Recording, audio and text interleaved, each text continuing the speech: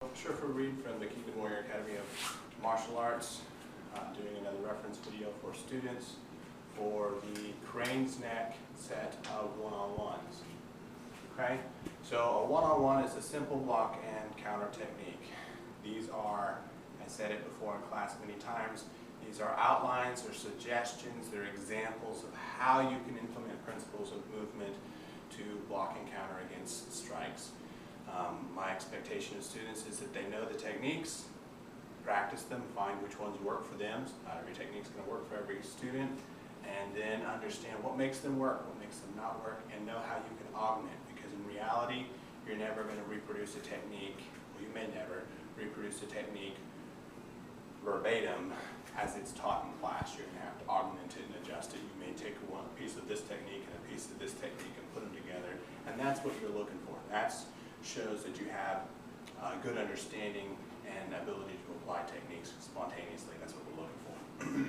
But in order to help students understand and kind of learn and grow into that, we have these prefab techniques that are pulled from different exercises and forms and so forth and so on.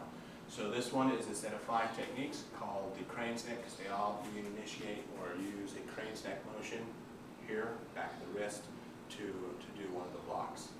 Okay, so one of the first ones, what I'm going to do is I'm going to demonstrate it facing you, facing the side, and then with an opponent. Okay, so to begin with, we're always going to start in a Santi stance. So this one is a punch comes down low, and you're blocking opposite side. You're going to block the same side up, and then step in, hit.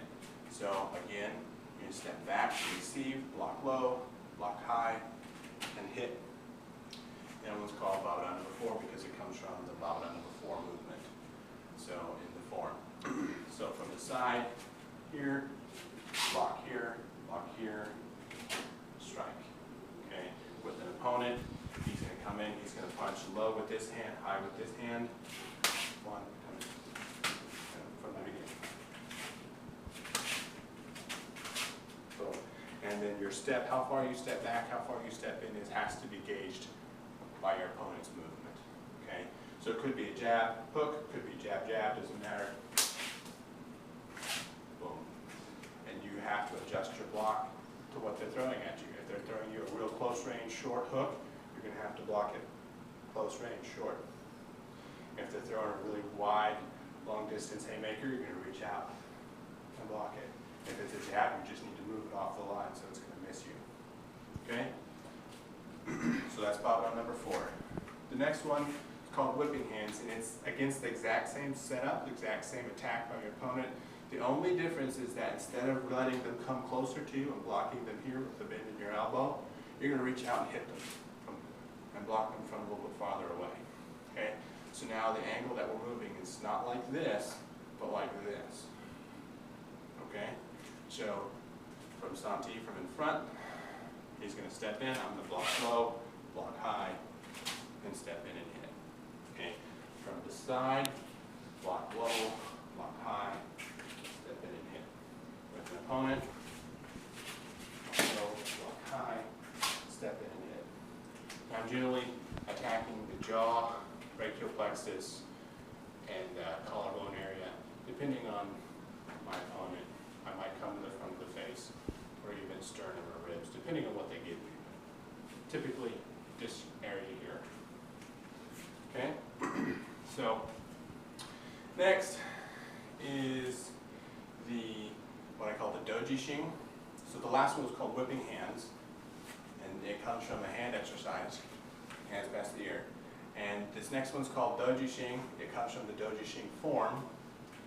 And so it's the same concept as the first two, except that instead of blocking across the body, whereas the first two I was blocking across my body. So the bridge created between his body and mine crosses the center line. It's a cross body block.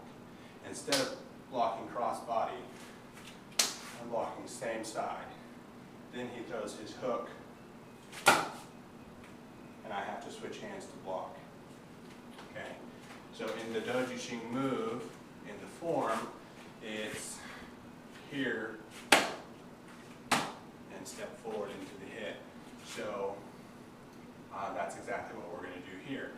I'm going to initiate the block with a down block here, blocking the first one, so it's a low, high. And then as I see the high punch coming in, I'm going to transition with a chicken step.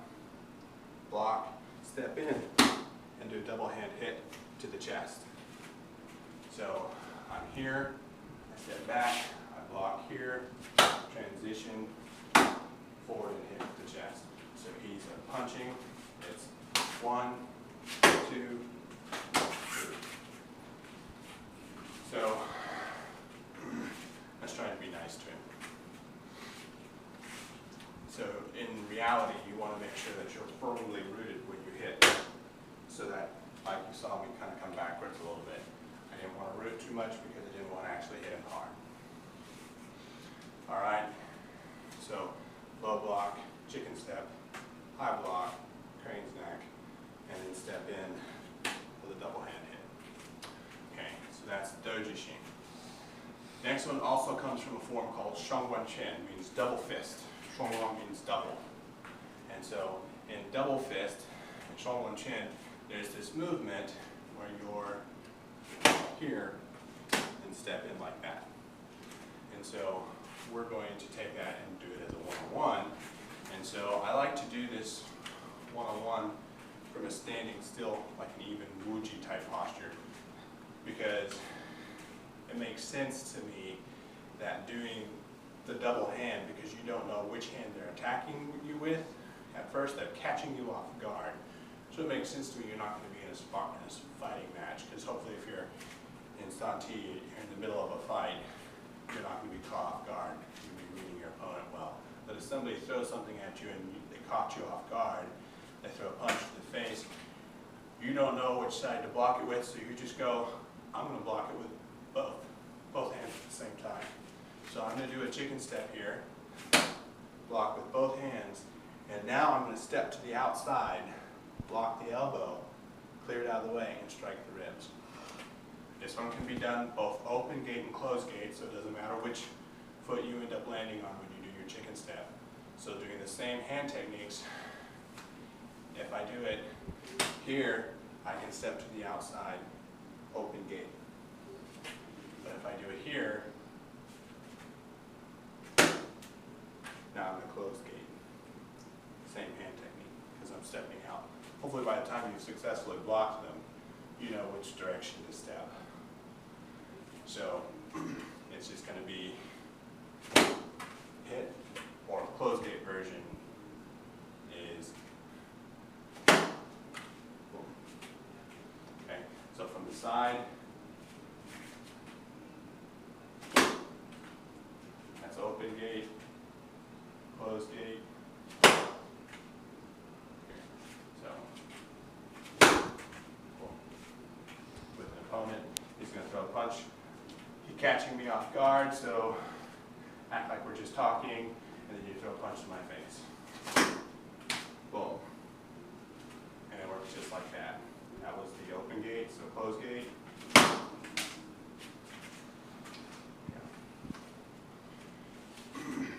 So that's shing. And then the last one is from Basso number 7, precursor to snake form. And so in Basso number 7, you step off, block with the crane's neck, grab the wrist, and then saw down as you break their arm. I don't want to take my opponent to the ground and break their arm. I want to break their arm in a standing posture. So what I'm going to do is as they punch me, I'm going to do a cross body block. So I'm crossing them up, positioning myself to the outside, but I want to lead them. So I'm going to step in the direction that I'm crossing them to. Grab, then step through and break the arm. So stepping 45, crossing them up, grabbing their arm, stepping through and breaking their arm here.